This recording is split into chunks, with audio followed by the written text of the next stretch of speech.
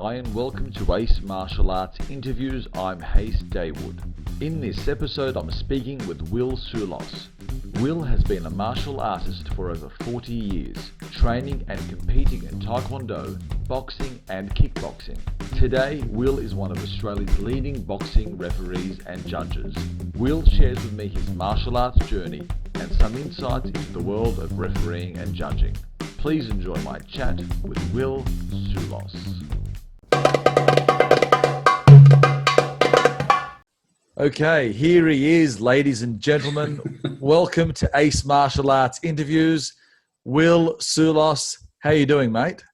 Yeah, going really good, Hayes. Going really good, buddy. And for those that don't know, Will is one of my mentors, one of my old coaches in boxing and martial arts. So it's a pleasure, mate, to have you online. Yeah, one of your very old ones. Very old. So, Will, a lot of people might recognise you as the real estate agent in the Shire. You work for McGrath's. Mm-hmm. You've been an agent for years. A lot of people that might be watching have no idea, but you've been a lifetime martial artist and boxer. What first sparked your interest in martial arts and boxing? First sparked the interest.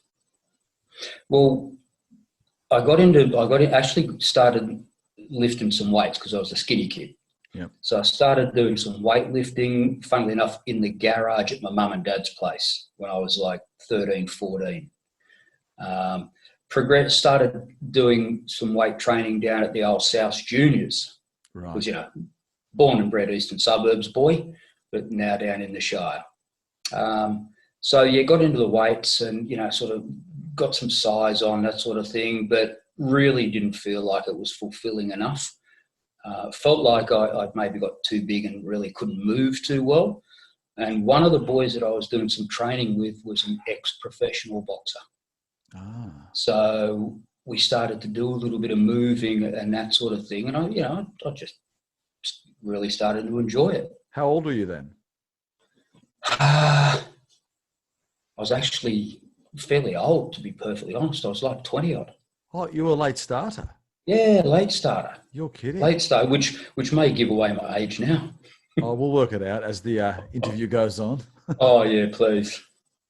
So that's basically what it was. So I really started with a little bit of boxing out the back of the gym at South Juniors. Mm-hmm. And at the same time, I met a gentleman who was one of my mentors. So a gentleman named Terry Lai, who was a Taekwondo instructor. Mm-hmm. He was also, a doctor, very, very smart, very intelligent man. So I started then doing some Taekwondo with Terry. Progressed sort of, black belt, second dad, all that sort of stuff. Oh, so you went up to the black belt. Wow. Yeah, I didn't know that. There. You didn't? No, I had no idea. But all the time, Terry was very much into a freestyle martial arts and wanted to, he wanted to learn how to box a little bit. And he wanted to learn from different styles, which is probably what attracted me to working with him in the first place. Mm-hmm. So he was ahead of his time because, but back in those days, it was really just you stick to your style and that's it. Yeah, so you probably could say that. But again, like I say, he's a smart man and probably saw that no one style had everything. Mm-hmm. And you can always learn. And that's one of the things that I did. A lot of the guys that I was involved with were from Zendo Kai Karate. Okay.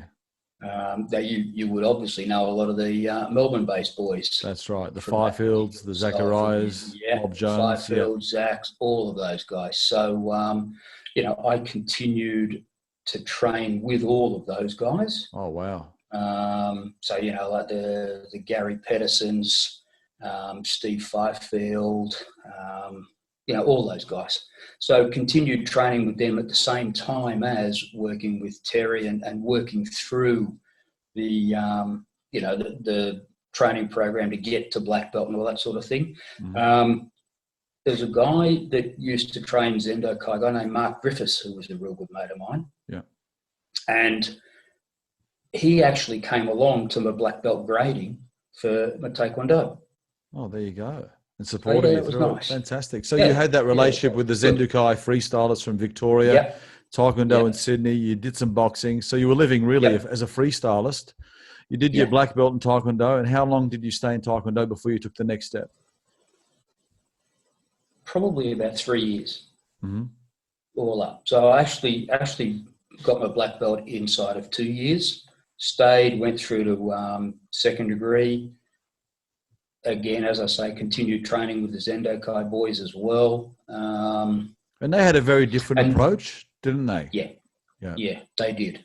They did. And, you know, it was great. Like some of the training I did with Gary Pedersen, for example, and Griffo, a Mm. couple of those other guys was awesome, unbelievable stuff. So, you know, from there I sort of progressed into looking for a little bit more Yeah. and therefore moved into the full contact side of things. So I Okay. started kickboxing. Yeah. So Gary Pedersen actually did my corner from the very first fight. Oh, wow. And was that before leg kicks or before the rule? Was that kicking above the Before waist? leg kicks, yeah, it was Kicking all. above the waist. I think you actually had to make I think it was 8 kicks above the waist in a round. Really? Wow. Yeah, so they had each corner had a kick counter with a little card. That's It amazing. was hilarious. Yeah, it And was was. that a tricky thing to do? Or no, you just got the kicks out of the way immediately and started punching on? Yeah, pretty much. Pretty much. Again, like it was very, very early days of kickboxing in you know, I'm talking in the 80s. Wow. So Wow. very early days. And not many of the guys, they're all sort of coming from more of a traditional martial arts background, Mm-hmm. and none of them were really doing any boxing. So Wow. I felt the fact that I'd been doing some boxing, I thought, well, I may have an advantage here. So it might be an idea to get these kicks out of the way and then get in and get on top of them. And you obviously did. Yes. And from there, the fights, when the leg kicks were introduced, did you continue to compete? Yeah. Oh, wow. But not for long. Not for long. Poor old body gave up. And when were you first introduced to mixed spinks? After that first fight. Oh, that's soon. Funnily enough, yeah, that soon. I was gearing up for another one, and something happened where an opponent pulled the pin or something. I actually got talking to June Chan, Yes. Chan Chuck Fei's wife. Yep. So, you know, and just in that conversation, she suggested to me that I should maybe catch up with Spinksy, have a chat to him about training down at Double Dragon. That's amazing. So moved down there, and yeah, really, again, I consider Spinksy another one of my mentors and great mates. Mm-hmm. So yeah, it was after that first fight that I then moved over and started training full time with Spinksy. So from the 80s to Wayne now. Bridge, all those guys. Yeah, it was a good gym. Some big names. The Bomber Barker was finding his feet in his career as well. Mate, Ian Schaffer. Yeah, there's so many different guys that came through that gym at that time that were top end, real top end fighters.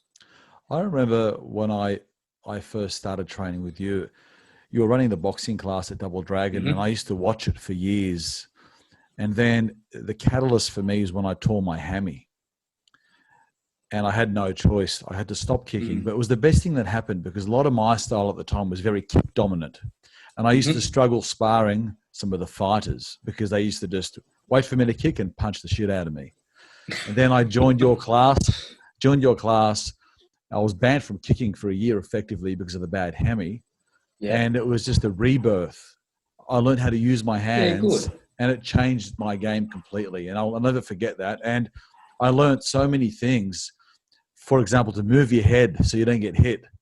That was huge instead of just being stationary and relying on the one weapon. Was it similar for you going from Taekwondo or because you did the boxing in the early days, that sort of complemented it?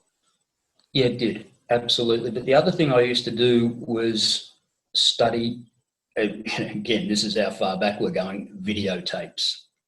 So I used to get videotapes of guys like Sugar Ray Leonard Marvin Hagler, Tommy Hearns, like, the golden era, I think, of boxing really back then in the 80s, guys like that. And then you watch some of the older videos too, like, your Sugar Ray Robinson and these sorts of guys. And like, they were real artists in the ring. And it was just beautiful to be able to watch that sort of stuff. And you go into the gym yourself and you try and emulate what they've been doing or what you've seen them doing. And then, try and make it work for you and therefore work as part of your own style. But, you're really looking to do, okay, well, these guys are moving their head so they don't get hit. What a good idea. So where'd you get that from, Will? Because you were an amazing head mover. You were never still, bobbing and weaving throughout the whole bout. Was there a fighter you modeled that from?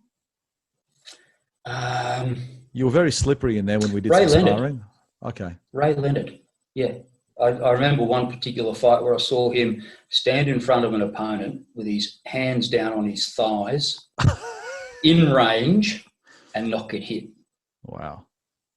And that was just bobbing and weaving, standing in front of his opponent. And I thought, well, okay, well, let's have a look at, see if we can do something like that, see if we can get that sort of thing happening. So, I mean, let's be honest, getting hit isn't fun. No. It does hurt. You're going in there and you're going to get hit, but, let's minimize it. So how many fights did you end up having, Will? Oh, God. 20s, somewhere in the 20s, mate. Oh, wow. That's a lot of fighting. Yeah, somewhere in the 20s. I can't really remember. It's that long ago. That's so long ago. We'll get to your age soon. How has the martial arts training improved and impacted your life?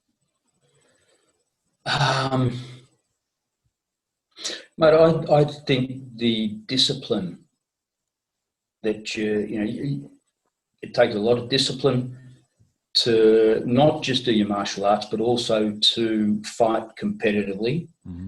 But at the same time, I think, the more traditional martial arts teaches one a lot of humility and respect and those sorts of things. And they're good characteristics to take right through your life. Yeah. A good solid work ethic, for example, is obviously a good characteristic to take into your work and business career. Determination to succeed. Yeah. But at the same time, you should always remain humble and respectful. Absolutely. And the thing is, you mentioned the age, you started in your 20s. It just shows that you're never too old to start. A lot of people assume that you need to be a kid and be a lifelong martial artist from toddler to adult, 20s. People start in their 30s and 40s, and you can still become very good. Yeah, absolutely right. You bet you can. But again, it just takes hard work. So discipline and hard work.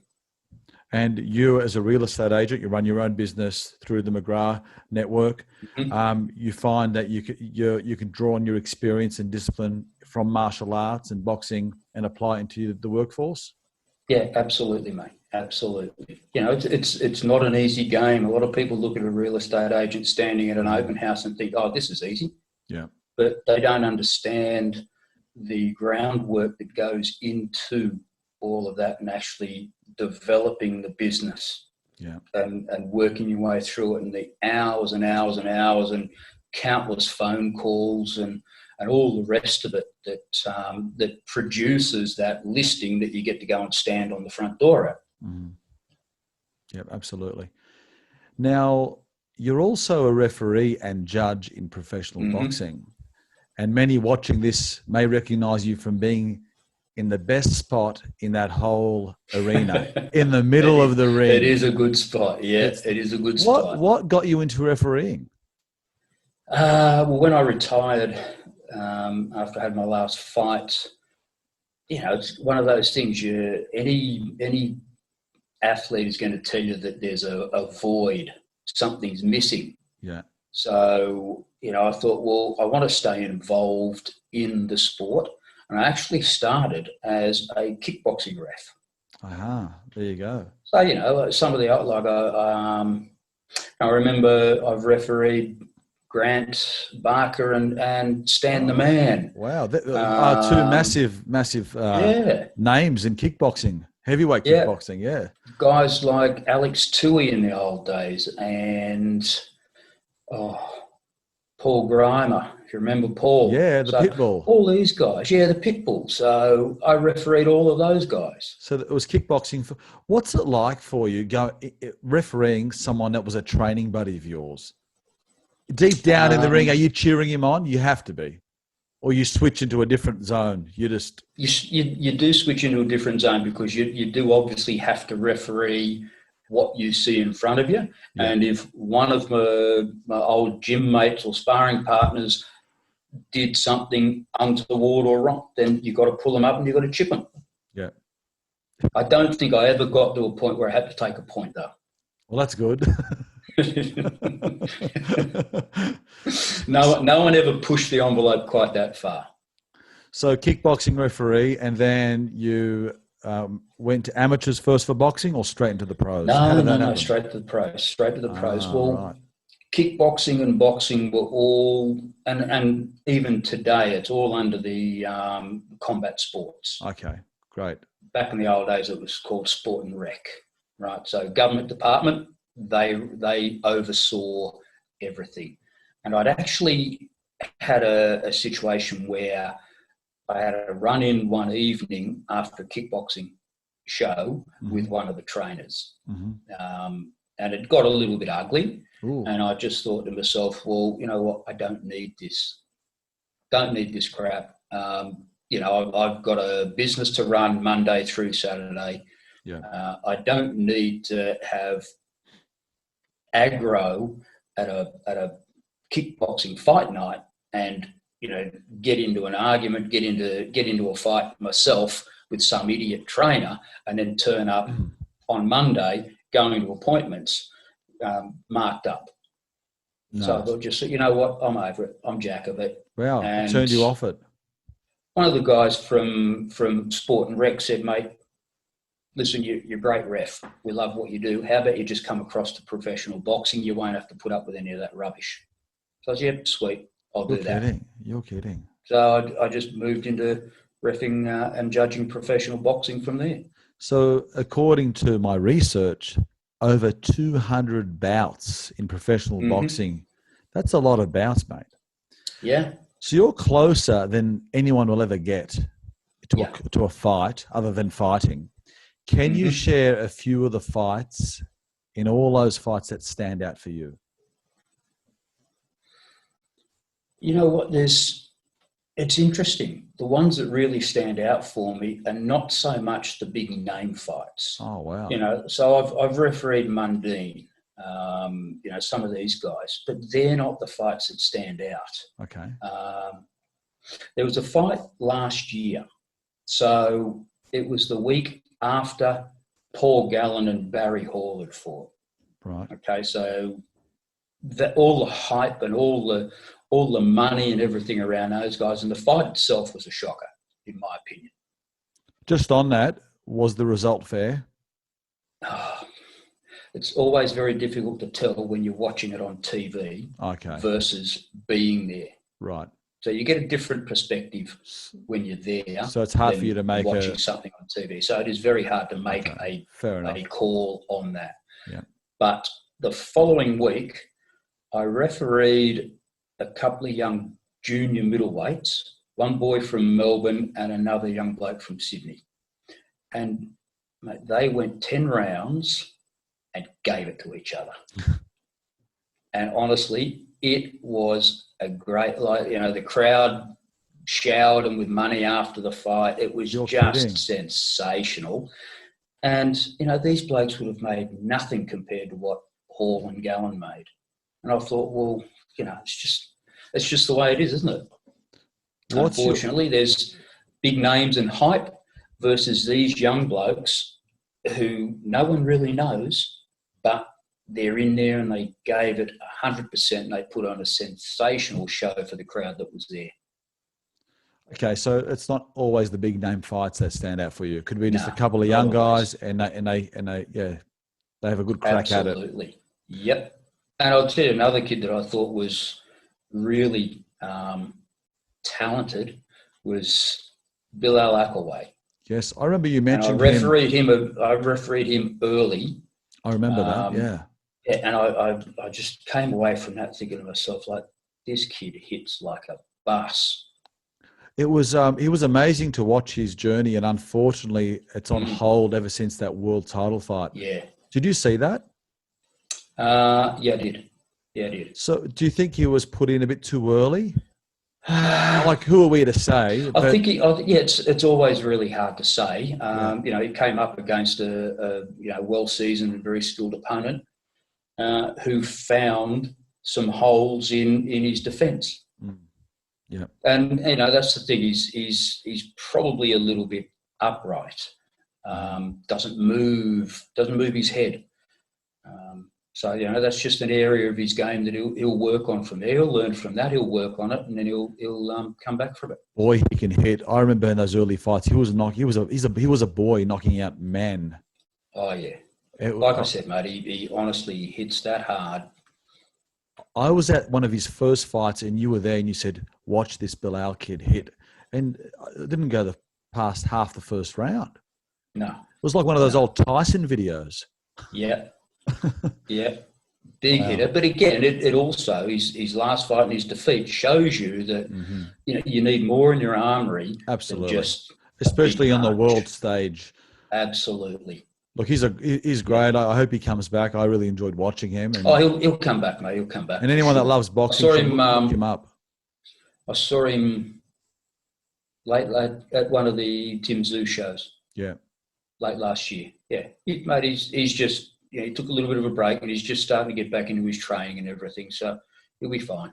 Any other Aussie boxers that you got your eye on that you've seen you mentioned Tim Tszyu? Yeah. He's come a long way. Just interested to see how he goes and how he comes along from here. You know, it's one of those. It's always difficult when you carry that name. He's got to make his own way. He's got to make his own name. He's got to come out from that shadow, I suppose. Yeah. And he does look to be improving with each fight. He's getting a little bit more tactical with each fight. He's got a good corner. He's got good people working with him. Yeah. You know, he's early in the piece. He was a headhunter. He's now starting to develop a little bit of body work. So yeah, I'm just really interested to see how he comes along. Yeah. You know, Georgie Kambosos, the Maloney boys. Yeah, very good. Yeah, really good. So there's a few of them out there that I think can make a mark on the world stage. Yeah. So yeah, with Tim Tszyu, I think he's progressing really well. He's, like I said before, he's got good people at his corner. He's got good people he's working with. He does look to be improving with each outing. Actually, another good friend of ours, Dave Barker. Dave, legend, yes. Yeah. So for the last fight when he fought young Jack Brubaker, Dave had been brought into the camp to start doing a little bit of strength work with Tim, and it really did look like it was paying some dividends. He did look that little bit more powerful. So I think that's going to help him as well. Apparently, from what Dave was saying, he hadn't been doing any. Yeah, well, look, there's still many boxers and combat athletes that don't do proper strength training. Yeah, that's crazy. They're still doing the old school run every day for 10Ks. No, I don't. You know what? This is one of the things when I go back and just talk about what I did in the early days. This is one of the reasons when the very first mentor of mine, Terry Lai, he designed a sports science type course. Oh, back then. Yeah, way back then. So I actually went and studied that with him at. There you go. You heard it here UTS. On East interviews, sports science study. In at UTS. I did, mate. I did. I just thought it was important if I was going to fight and I was going to devote myself to being an athlete at the time, then I needed to understand what I was doing and how I could maybe change the training up. And we got into sprint work and interval training and, Yes. what they probably call HIIT training these days. But, we did 400s. We did, if we're going for a road run, for example, we'd do telegraph poles where you'd sprint one, jog one, sprint one, jog one, that type of thing, just to change it all up. Yep. So, it was, and weight work was always a part of my training. Oh, that's fantastic. And it's still so taboo for many combat athletes. It's when I was speaking to Shannon Green in the last interview, he said, look, they're not training to be bodybuilders, just some basic strength training is going to strength improve. Work. Yeah. And absolutely. And we've also done some research in our company at Australian Combat and Exercise, and we've shown the links between strength training done correctly and the increase in punching and kicking power, the reduction of injuries. Right. So, look, it will happen, but they still love to run. Just run every day. But again, you don't need to run that far. No. You need to up the intensity and back it off. Because that's what happens in a fight. Mm-hmm. The intensity goes up, then you'll back off and you'll move away and you'll move around the ring a little bit. You'll get yourself some recovery and then you'll get back into it. Intensity will go up and then you'll back off again. How many times do you see need to train like that? Do you see a fighter and they all jump in fit and they all train, but they crash in the fight? You can see them. They start off really well and they hit that wall early. Yeah. I honestly believe that comes from probably overtraining, not enough recovery days, not eating properly. You're better off. Sorry, mate. I think you're better off going in underdone slightly than overdone. If you're underdone very, very slightly, you will be able to call on reserves and your mental toughness. Yeah. If you are overdone, the reserves aren't there. Yeah. And you're going to be mentally fatigued as well. And that, that could have a lot to do. I think also with a lot of guys, they get in there and maybe nerves gets the better of them. Because they get nervous energy, burn a lot of nervous energy, and, they get in there and all of a sudden they go maybe a little bit too hard, too early, don't warm up properly, don't warm into it, and all of a sudden lactate build up, they're gone. Wow. Have you seen, can you read a fighter's face? You're in there pretty close. Yeah. Someone you've seen before, they might come in looking different. Can you see that in them, the fear or the lack of confidence or the fatigue? Not really. Most fighters get in there and they put on a pretty good game face. Yeah. But you can tell after a little while and you see them start to get tagged a little bit. And you can always tell as a referee and as someone who's, I've been refereeing for 30 years now. So for me, I can see it in their eyes if they don't want to be there. Wow. Definitely. And I'll call it. I'll stop it. Will you ask the fighter? Do you want me to stop it? Have you asked that before? I always ask them if they're okay and they want to continue. Wow. Never ask them, do you want me to stop it? But are you okay to continue? And how important is that for you? A lot of them will say yes, and they're not really okay. And that's, again, up to me. That's my judgment. I've got to be able to make that judgment call as to whether a guy's taken a bad enough shot and hasn't recovered enough. And, if I let it go on, I'm letting him walk into more damage. So for those that aren't familiar with the scoring system, what are you looking for as a judge and referee? Are you looking at the punches landed, the punches thrown, who's the aggressor, the quality of the punch? What would you say you look at the most when you're trying to score a round? Because lots of people are just watching boxing and they look at it as, he's punching more, he should have won the fight, or he hits harder. Can you just give us a quick mini short course on what you look for? Yep. Effectiveness. So, you might have one guy out there who's got a lovely jab and the rest of it, but he's a little bit pillow fisted. Really, wouldn't knock your grandmother off a rocking chair. All right, so they're out there, and the other guy comes in and he's a little bit of a bomber. He may not be as technically good, but is a bit of a bomber, and you can just see that each time he hits, it has a greater effect So he might throw less punches, but they may well do. Yeah, he may well do, but they are more effective. So that punch box calculator that they pull up is really, it means nothing to a judge. No, means nothing. You know, and unless of course you're looking at a bloke who hits another guy 10-1.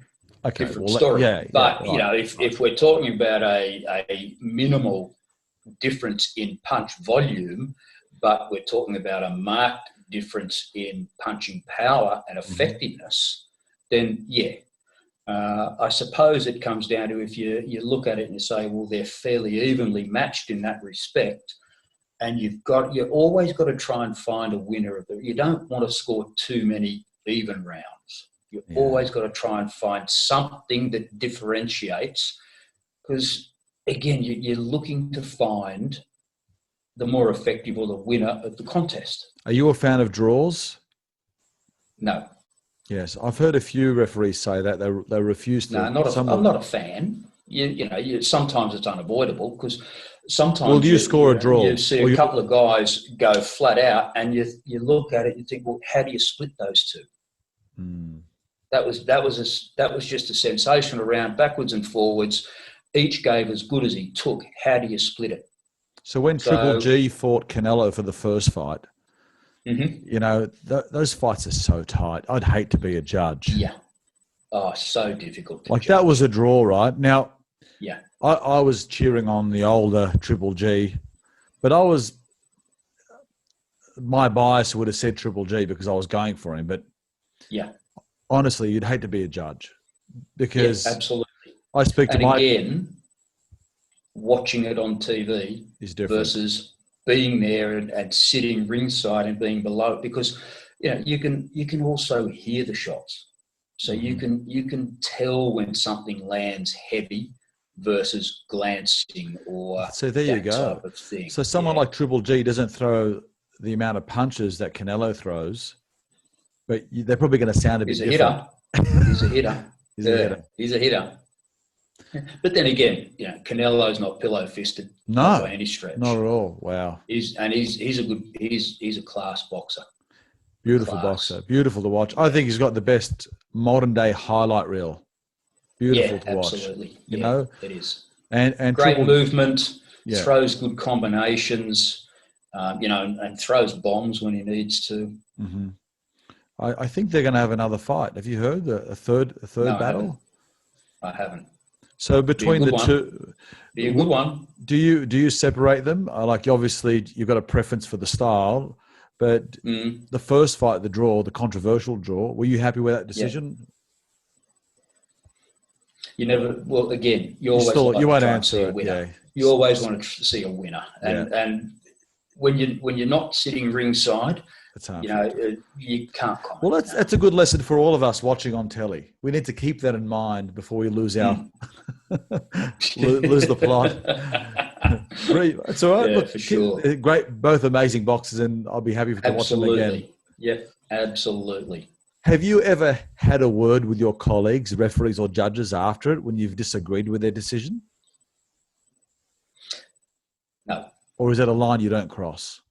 No, it's just a line you don't cross, because, you know, you've got to trust that, you know, and there are certainly, like with fighters, there's top end and there's the lesser ones coming through, for example, or the less experienced and that sort of thing. Now, if a less experienced ref was to come and ask me for advice or something like that, absolutely, I'll give it. Yeah. But I'm not going to go along there and carry on like I'm, you know, the be all and end all, and start telling someone what they should or shouldn't do. I don't think it's right to do that sort of thing. But if they come and ask me, I'm happy to discuss for sure, you know, what goes on in the ring. What's the most difficult aspect of refereeing a professional boxing match? Most difficult aspect. That is an interesting question. Could it be, do you feel pressured sometimes, knowing it's such a massive title fight? There's always pressure. Yeah. Always. Particularly when you think about it, you're on pay-per-view, for example, it's going worldwide, et cetera, et cetera. Right. You're the referee. And if you make a glaring error in your judgment, whatever that might be, or if you miss something, scrutiny. There's cameras on you, there's scrutiny. There's replays. There's replays, there's all that. But on top of that, you worry that if you make a mistake, that it is going to impact one of the fighters adversely versus give them every opportunity. So you're really aware that you don't want to make a mistake and adversely affect one or the other. Yeah.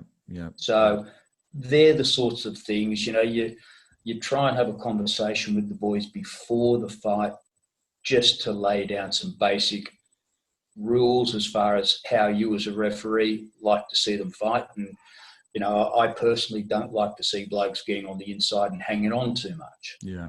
If you're going to get on the inside, go to work. Mm-hmm. If you don't want to go to work, get out. Yeah.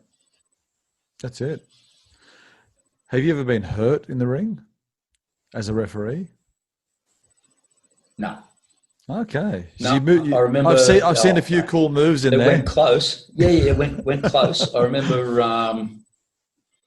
Grant Barker was. Oh no, the heavyweights. Fighting, the big fellas, and was fighting a Kiwi bloke, and he's hit him with an uppercut, and this bloke's just stood bolt upright, and I saw his eyes roll back in his head, and I thought if Bomber hits him again, there's drama. So I've stepped in the middle there to make sure that Bomber didn't hit him again. And he threw it.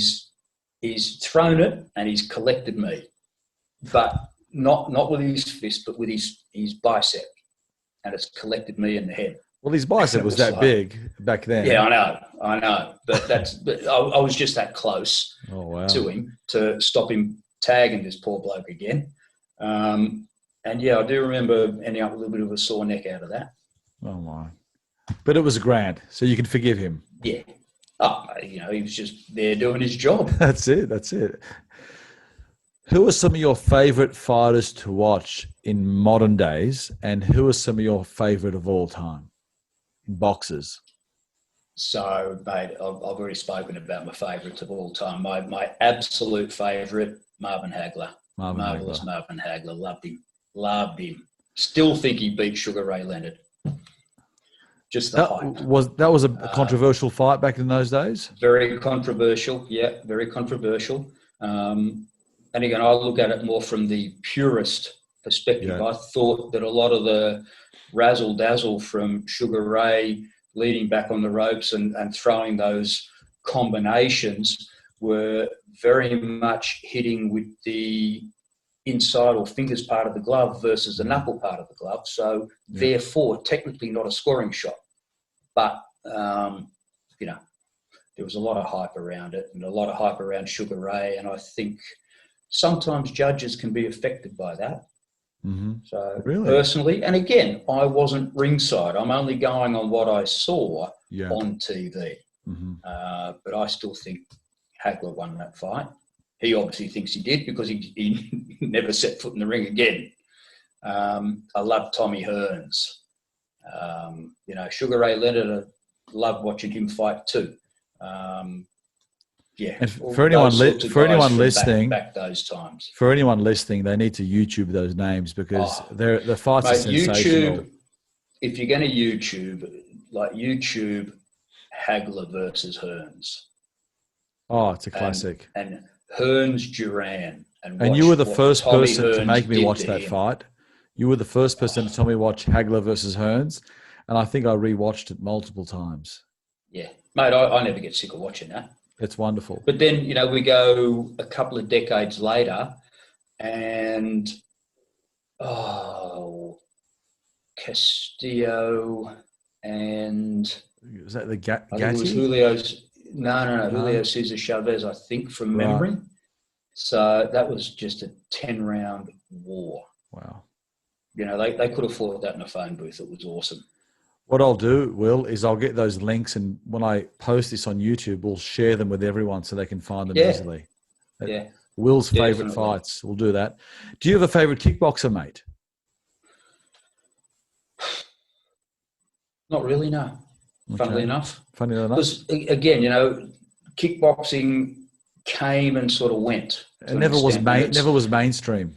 Never. And it was there for a short time. There was a few of us doing it, but then Muay Thai became the more favoured form of competition. Most recently in Australia, yeah. And then that's still obviously there, but then you get the MMA that came sort of, what was it, early 90s? Did that start to take a foothold? Yeah.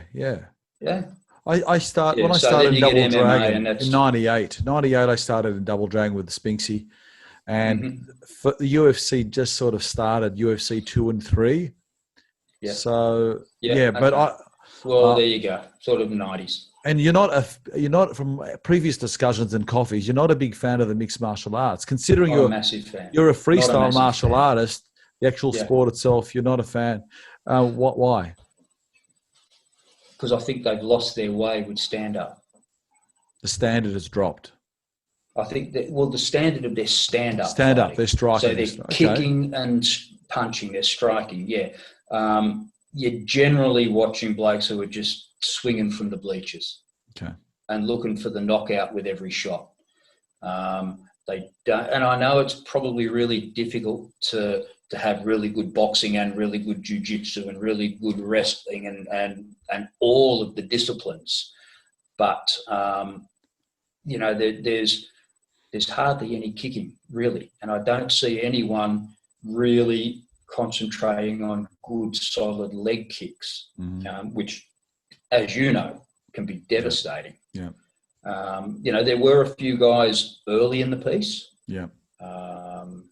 GSP, for example. A brilliant martial artist. Loved watching him. Yeah. So I could watch him. Yeah. But, the modern day MMA fighter, Adesanya, is probably the only one that, he's a very good striker. He was a kickboxer. He destroyed Whittaker. He was a good kickboxer, and he's very good standard.